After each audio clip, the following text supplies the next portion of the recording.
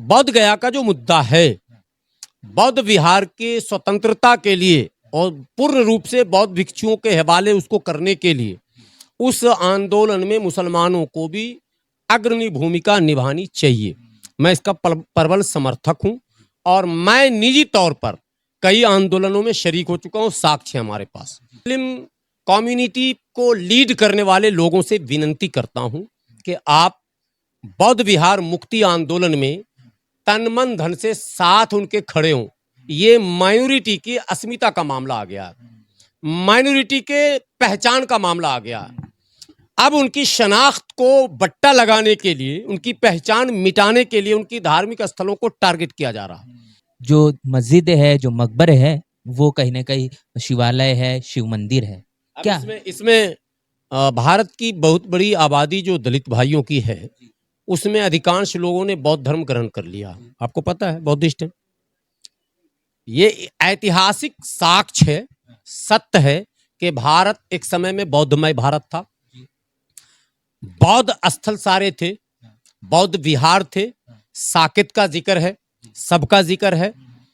अगर कुरेदा जाए तो तमाम प्राचीन जिसे मंदिर कहा जाता है वो बौद्ध विहार निकलेंगे। गंभीर होकर सत्य को परख कर नहीं बात करेंगे तो देर सवेर आप भी कहीं ना कहीं इसकी चपेट में आ जाएंगे। देश के सबसे बड़े सूबे उत्तर प्रदेश के फतेहपुर में जिस मकबरे पर 11 अगस्त को तमाम हिंदू संगठनों के जरिए त्रिशूल लगाया गया, भगवा झंडा लगाया गया और तमाम तरीके की चीजें हुई, जिसका वीडियो सोशल मीडिया पर इस वक्त वायरल है और ये मामला इस वक्त पूरे देश के अंदर तूल पकड़ चुका है। इस मसले को लेकर हम चर्चा बातचीत करने वाले हैं। हमारे साथ गुलाम सरवर जी है, जो पीस पार्टी के दिल्ली प्रदेश के प्रदेश अध्यक्ष है। उनसे जानेंगे कि इस पूरे मसले पर उनकी क्या प्रतिक्रिया। सर, ये फतेहपुर में जो हुआ, ये कौन सी ताकतें हैं कि लगातार देश में हावी हो रही है? देखिए, देश में आज़ादी से पहले तो मैं चाहूँगा थोड़ा सा पीछे ले जाऊँ। मुगल काल में, जिसको कुरूर काल भी ये लोग आजकल कह रहे हैं, मुगल काल में मुगलों की पूरी हुक्मरानी का अगर जायजा लेंगे आप तो उसमें यही लोग मीन्स यही लोग जो उपद्रवी अभी हैं, इन्हीं के पूर्वज मुगलों के दाएं और बाएं आपको नजर आएंगे। ठीक है, एकदम बिल्कुल हिस्टोरिकल बात कर रहा हूं मैं, और ये फैक्ट है, मतलब कोई इसको काट नहीं सकता। फिर आप अंग्रेजों के शासनकाल में आ जाएंगे तो अंग्रेजों के भी शासनकाल में दाएं और बाएं सत्ता के इर्द गिर्द यही लोग दिखते हैं। कहीं भी आपको शोषित वर्ग, वंचित वर्ग या शूद्र या दलित नहीं दिखेगा, ये आप यकीन कर लें, बिल्कुल 100%। अब आप जब स्वतंत्रता की सुगबुगाहट हुई, लगा कि देश अब आजादी की ओर बढ़ रहा, भारत अब वो भारत बनेगा जिसमें हर भारतीयों को अपने भविष्य के विषय में निर्णय लेने का पूर्ण अधिकार मिलने वाला है। तब इन लोगों ने देश में एक नैरेटिव सेट किया, हिंदू और मुसलमान। एक तरफ मुस्लिम लीग की स्थापना की गई, एक तरफ हिंदू महासभा। दोनों ने ऐसा वातावरण बनाया कि अंतोगत्वा देश का विभाजन हो गया। आज आरोप लगता है कि देश का विभाजन धर्म के आधार पर हुआ। फिर एक आरोप लगता है कि पाकिस्तान में 19% मुसलमान था जी, अब हो गया 4%। 2 पॉइंट समझिए। मेरा पहला ही सवाल है कि जब धर्म के नाम पर विभाजन हुआ तो 19% हिंदू भाई पाकिस्तान में क्यों रह गए? सवाल है या नहीं? धर्म के नाम पर हुआ था, वो पूरे इधर आते, हम पूरे उधर जाते, तब माना जाता धर्म के आधार पर हुआ। न वो पूरे इधर आए, न हम पूरे उधर गए। इसका मतलब है धर्म के नाम पर नहीं हुआ था। धर्म तो एक बहाना था, सत्ता को कमजोर करके अपने एजेंडे को सेट करना, ये निशाना था। अब वो एजेंडा क्या था? वो एजेंडा एन केन प्रकारेण आज भी वही दिख रहा, मनुवाद का। जो सामंती शक्तियां हैं वो नहीं चाहती कि मतलब गांव में, ग्राम में मजदूरी करने वाले, नाला साफ करने वाले, सफाई करने वाले, कूड़ा बीनने वाले, खेतों में काम करने वाले, मवेशी चराने वाले, ये जो सेक्शन है, डाउन सेक्शन, इसकी भूमिका सत्ता में हो। भारतीय डेमोक्रेसी में अडानी का वोट और कूड़ा चुनने वाले का वोट एक समान हो गया। अब ये इनको खल रहा महंत का वोट और ठेला रेड़ी पटरी रिक्शा चलाने वाले का वोट एक समान हो गया, ये इनको खल गया। आईएएस आईपीएस का वोट, प्रधानमंत्री का वोट और एक मजदूर का वोट एक बराबर हो गया, ये इनको खल गया। तो ये जो टीस है ना, ये टीस ऐसे उजागर होता है कि संवैधानिक व्यवस्था को समय समय पर चुनौती दी जा रही है। ये चुनौती है। वो दृश्य आप देखिए, पुलिस खड़ी, प्रशासन खड़ा, प्रशासनिक पदाधिकारी खड़े और एक भीड़ आती है, लाठी से पुलिस को दौड़ाया जा रहा। आपने देखा? हम दौड़ा देंगे क्या? हमारे लोग में दम है दौड़ाने का? नहीं, ये दलित दौड़ा देगा, शोषित पिछड़ा वंचित दौड़ा देगा? नहीं दौड़ा सकता। इन्हें हौसले कहाँ से मिलते हैं? ये हौसले कहाँ से मिलते हैं? बहुत महत्वपूर्ण सवाल है ये। असल में जो सामाजिक व्यवस्था भारत की है, इस व्यवस्था में जो शूद्र है ना, मानसिक रूप से वो दबा हुआ, मानसिक रूप से दबा हुआ, और शूद्रों की बड़ी संख्या भी मुसलमानों में है। एक तरफ इनको माने शूद्रों को सामंतवादी ये बताते हैं कि ये जो मुसलमान है, ये जो सिख है, ये जो ईसाई है, ये तुम्हारे धार्मिक और सांस्कृतिक मामलों को नष्ट कर देगा और ये तुम्हें निगल जाएगा। खबरदार, 2047 तक इस्लाम पूरा भारत में फैल जाएगा, 50 करोड़ मुसलमान हो जाएगा। कोई गणित, सबसे बड़ा गणितज्ञ वो है जिसे नोबेल पुरस्कार मिला, क्या नाम उनका? सत्यजीत रे को मिला था, पता नहीं किसको, जो गणित की वजह से मिला था। मैं कहता हूं वो विश्व का सबसे बड़ा जो गणितज्ञ होगा, मैथमेटिक्स एक्सपर्ट होगा, वो भी अगर कैलकुलेटर लेकर बैठेगा तो 2047 तक 30 करोड़ मुसलमान को भी नहीं पहुंचा पाएगा। आज तो 18.5 करोड़ हैं हम, ठीक है, लेकिन ये डराते हैं कि वो 50 करोड़ जैसे होगा वैसे सत्ता पर हावी हो जाएगा, इसलिए हिंदू एक हो जाओ।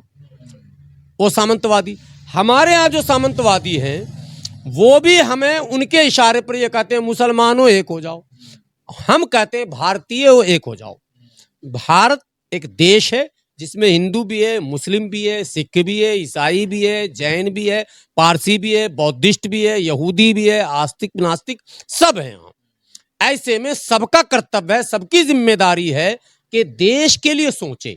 अच्छा, ये वो लोग जो सामंती हैं, मनुवादी हैं, ये राष्ट्रवाद की बात भी करते हैं ताकि कोई हमको देशद्रोही ना समझे, ठीक है।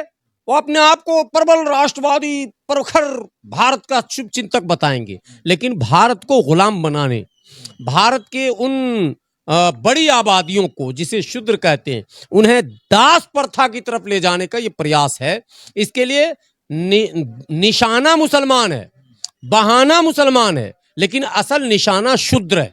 ये मैं कह देता हूं, शूद्र समझ नहीं पा रहे हैं इस बात को, और शूद्रों को समझना पड़ेगा वरना देर हो जाएगी। ये हम बार बार ये चीज देखते हैं कि शुरुआत ज्ञान व्यापी से होती है, उसके बाद बाबरी मस्जिद भी होता है, और लगातार इस तरीके के प्रयास जारी है कि दावा कि जो मस्जिद है, जो मकबरे है, वो कहीं ना कहीं शिवालय है, शिव मंदिर है। क्या इसमें भारत की बहुत बड़ी आबादी जो दलित भाइयों की है, उसमें अधिकांश लोगों ने बौद्ध धर्म ग्रहण कर लिया। आपको पता है, बौद्धिस्ट है। ये ऐतिहासिक साक्ष्य है, सत्य है कि भारत एक समय में बौद्धमय भारत था। बौद्ध स्थल सारे थे, बौद्ध विहार थे, साकेत का जिक्र है, सबका जिक्र है। अगर कुरेदा जाए तो तमाम प्राचीन जिसे मंदिर कहा जाता है वो बौद्ध विहार निकलेंगे।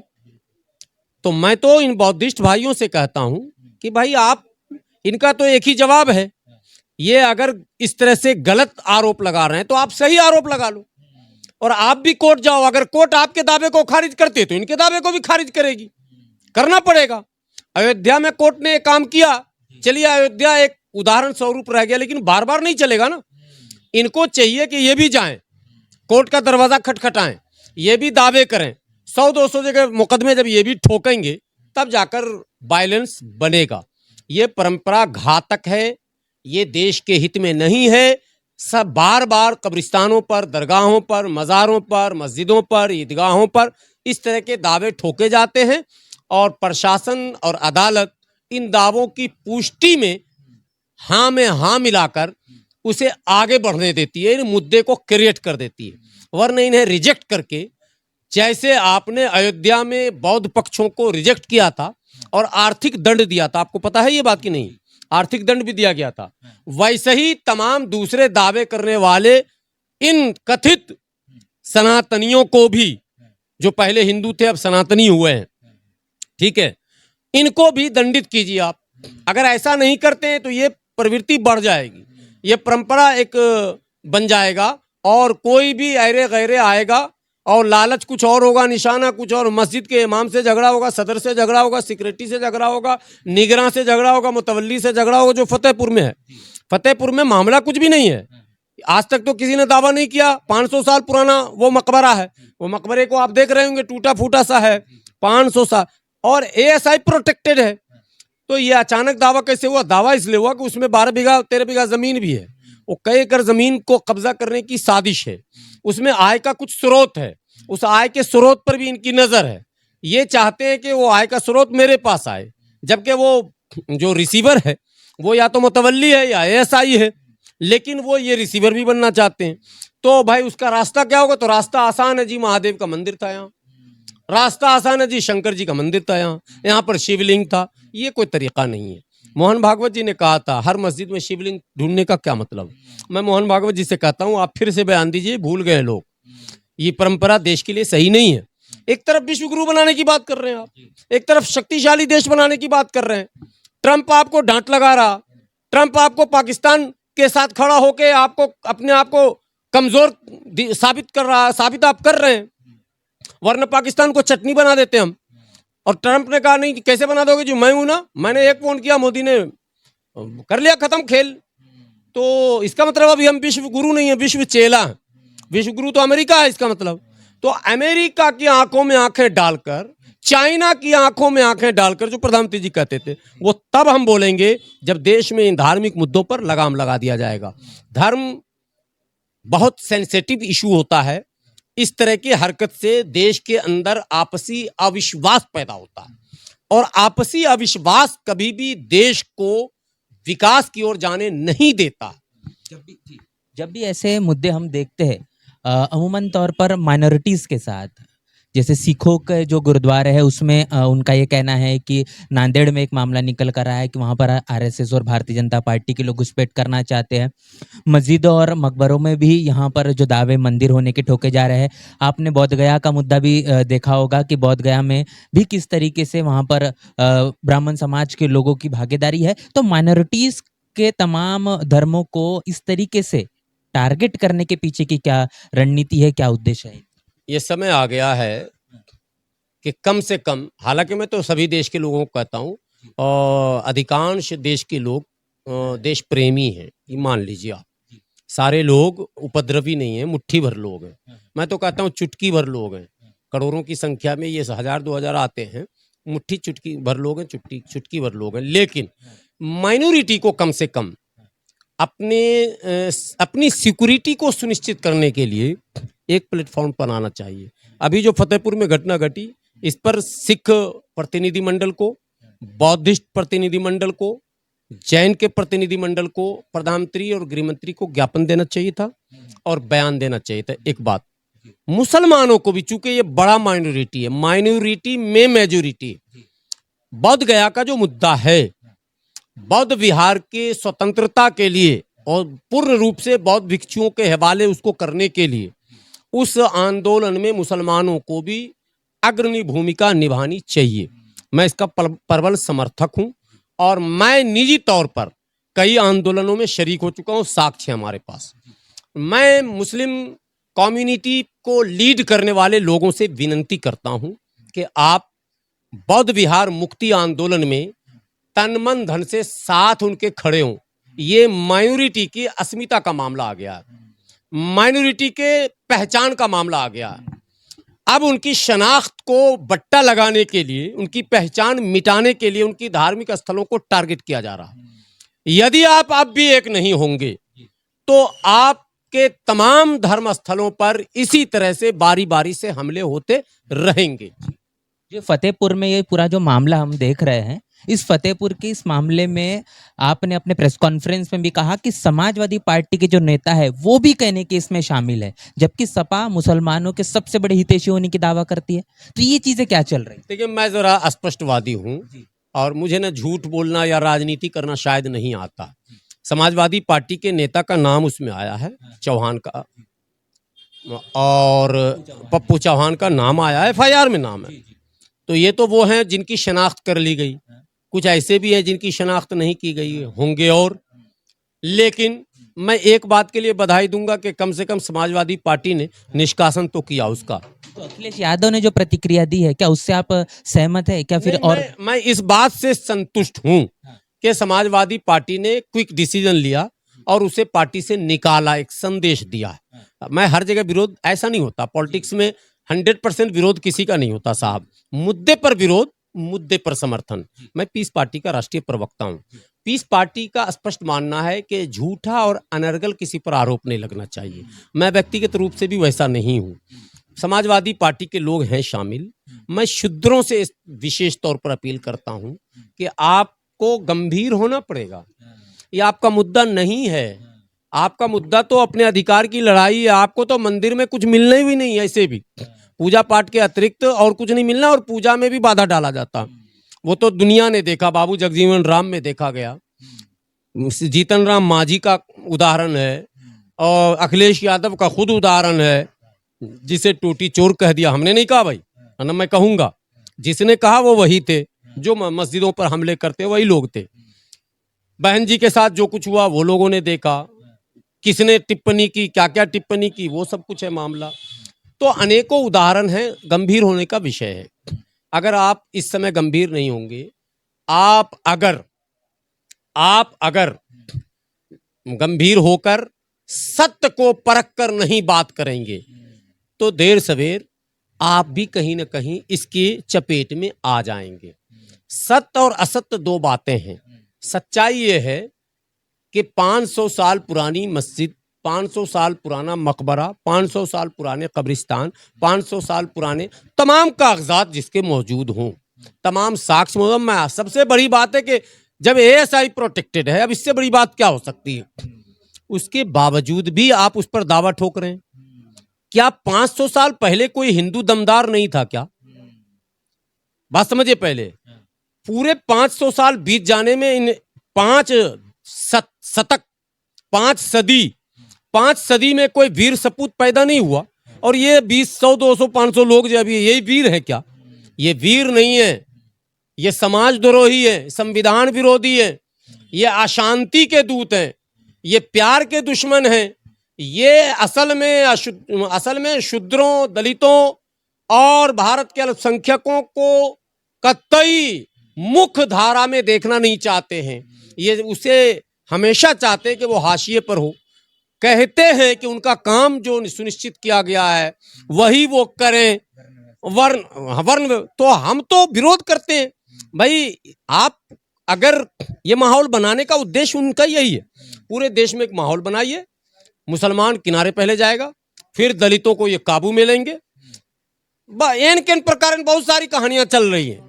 उस कहानी के कई पार्ट हैं। इसको गंभीर होकर समझने की आवश्यकता है। देश को समझदार बनना पड़ेगा, अन्यथा समझने का समय भी आपसे छीन लिया जाएगा, इतना उलझा दिया जाएगा। अंतिम में एक है आखिरी और बड़ा महत्वपूर्ण सवाल। देश में तमाम जो कथावाचक है, धर्मगुरु है, अपने आप को कहने वाले हैं, और तमाम भारतीय जनता पार्टी के नेता कहेंगे, RSS के लोग कहेंगे, हिंदू राष्ट्र बनाने की बार बार बात करते हैं।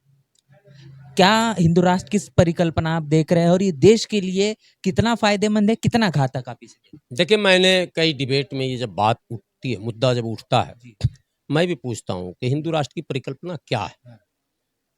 कोई रोड मैप, कोई ब्लूप्रिंट आपके पास है क्या? तो जवाब तो नहीं आता है। लेकिन हिंदू राष्ट्र का मतलब है मनुस्मृति पर आधारित संविधान। मात्र मनुस्मृति पर आधारित संविधान जिस दिन हो जाएगा, हिंदू राष्ट्र हो जाएगा। भारतीय संविधान को धीरे धीरे संशोधन के नाम पर, अमेंडमेंट के नाम पर ऐसे उसमें क्लॉज, सब क्लॉज ऐड किए जा रहे हैं, जो कहीं न कहीं मनुस्मृति के उन सिद्धांतों को बल प्रदान करता। और ये इनकी मंशा है कि 1, 2, 3 दशक में संविधान को ऐसा बना देंगे कि ये संविधान ही मनुस्मृति की कॉपी हो जाएगी। इतना शिथिल कर दिया जाए। इतना, हाँ, अब वो एक्टिव नहीं होगा। जो कॉन्स्टिट्यूशन ऑफ इंडिया है उसकी जो एक्टिविटी है, जो जस्टिस की बात है, लिबर्टी की बात है, जो इक्वलिटी की बात है, जो ब्रदरहुड की बात है, इसको खत्म कर दिया जाएगा। इसलिए प्रेम्बल पर भी बातें उठने लगी हैं। जो संविधान का बेसिक स्ट्रक्चर है, जो हम बोलते हैं कि मौलिक अधिकारों की जो धाराएं, जो अनुच्छेद हैं, उन पर भी अब हमले हो रहे हैं, सब पर हो रहा। ये डिबेट हो चुका है, ठीक है, इसको हटाइए, उसको हटाइए, सेकुलरिज्म को हटाइए, इत्यादि इत्यादि। लेकिन इसका नुकसान क्या होगा? इसके फायदे तो हम देख रहे हैं। इसके फायदे में भी अभिव्यक्ति की स्वतंत्रता, धार्मिक स्वतंत्रता, धर्म के प्रचार प्रसार की स्वतंत्रता, अनुष्ठान पूजा पद्धति की स्वतंत्रता, मैं हिंदू रहूं, मुस्लिम रहूं, सिख रहूं, ईसाई रहूं, जैन रहूं, पारसी रहूं, मेरी मर्जी, ये भारत का संविधान कहता। लेकिन एक समय ऐसा आएगा कि आप पर एक प्रतिबंध 1950 में पहले ही नेहरू जी ने लगाया था। अब ये प्रतिबंध पर प्रतिबंध, प्रतिबंध पर प्रतिबंध, इतने प्रतिबंध हो जाएंगे इस संविधान में कि आप चाह कर भी जहां हैं वहां से हिल नहीं सकते। यानी उस व्यवस्था को स्वीकार करना आपकी बाध्यता और मजबूरी होगी। अब क्या करेंगे आप? उस व्यवस्था को ही हिंदू राष्ट्र कहेंगे, जहां ब्राह्मण श्रेष्ठ होंगे और ब्राह्मणों के आदेश से देश चलेगा, अर्थात मनुस्मृति लागू होगा। जहां शूद्रों के अनेक अनेक काम निर्धारित रहेंगे, उन कार्यों के अतिरिक्त वो दूसरे कार्य नहीं कर सकेंगे। जहां शिक्षा का अधिकार छीन लिया जाएगा, स्कूलों को बंद किया जाएगा, पुस्तकालय बंद, क्या कहते हैं, मधुशाला खुल ही रहे, ये हो रहा, यके बाद दिख रहे, यही हो रहा। तो ये ट्रेलर है, इसमें आपको जागने की आवश्यकता है। कहीं ऐसा ना हो कि आपको बाद में लगे कि अरे बहुत कुछ खो चुके, सब कुछ लुटा के होश में आए तो क्या किए, दिन में अगर चिराग जलाए तो क्या किए। जाग जाइए, और अगर नहीं जागेंगे तो आपको जागने भी नहीं दिया जाएगा। शुक्रिया। तमाम जो हमने अब तक बातचीत करी है, पूरी बातचीत को लेकर आपकी क्या राय है, आपकी प्रतिक्रिया लिखकर कमेंट बॉक्स में जरूर बताएं। बने रहे नेशनल चौपाल के साथ, मिलते हैं वीडियो में, तब तक के लिए जय भीम, जय भारत। बहुजन समाज की हर खबर पाने के लिए चैनल को सब्सक्राइब करें, लाइक करें, शेयर करें। नेशनल चौपाल को बचाने के लिए ज्वाइन बटन क्लिक करके चैनल की सदस्यता लें और चैनल को आर्थिक मदद करें।